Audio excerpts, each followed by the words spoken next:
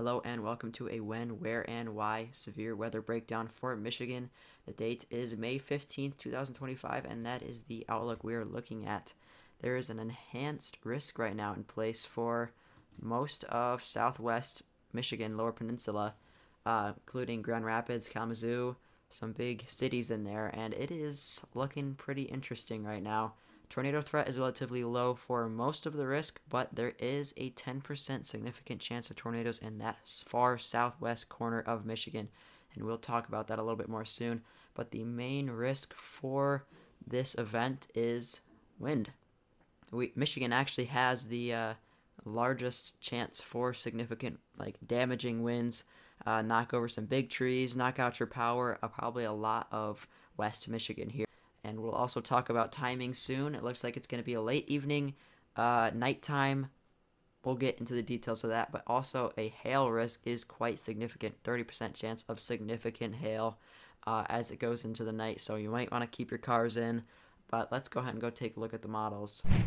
This is the newest HRRR model run, and boy, Wisconsin is looking like they're going to have probably the biggest impact.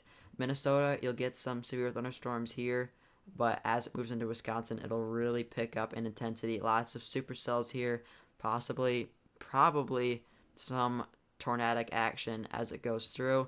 But as you can see, as it crosses the lake and gets into Michigan, look at this almost bow echo, very squall line like formation here. And I definitely think this is going to be a heavy wind producer. Probably a big shelf cloud in front of us.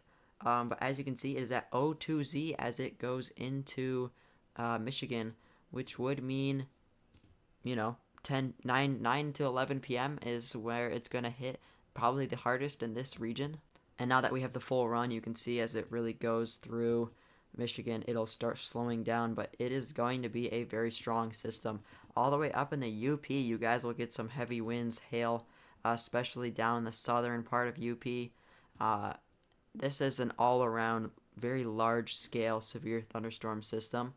Probably 9 to 10 p.m. as it goes through Grand Rapids, Kalamazoo area. But that 10% tornado risk, we'll talk about that in a second. But overall, high winds, knock out your power, take down your trees. That's the kind of system this is. I'm not trying to say that it's going to be super intense, but it definitely has the chance of being pretty strong, especially with the way this storm is shaped.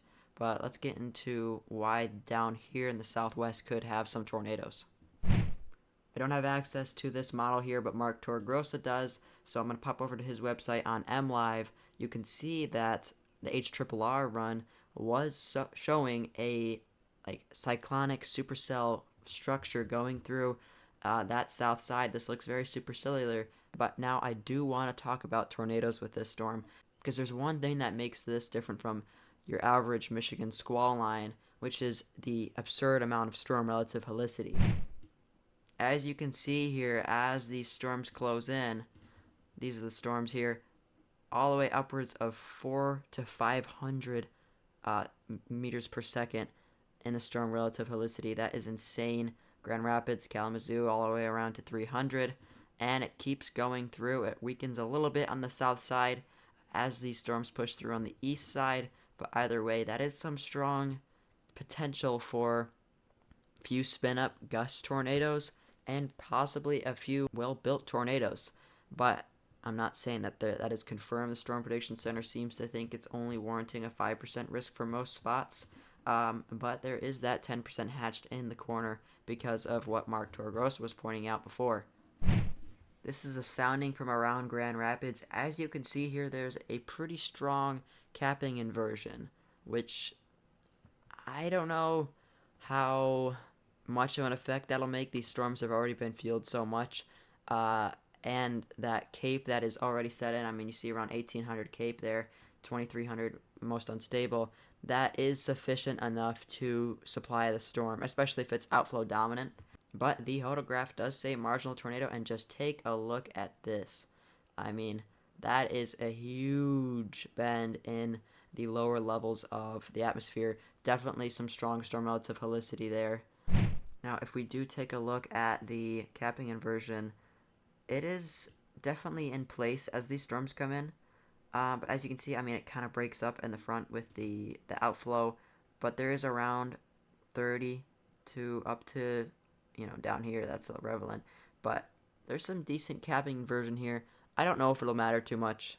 I mean, if we take a look at the MU Cape here, it's pretty high enough definitely to supply some severe weather, some high winds. That's why the overall risk is mostly around this area.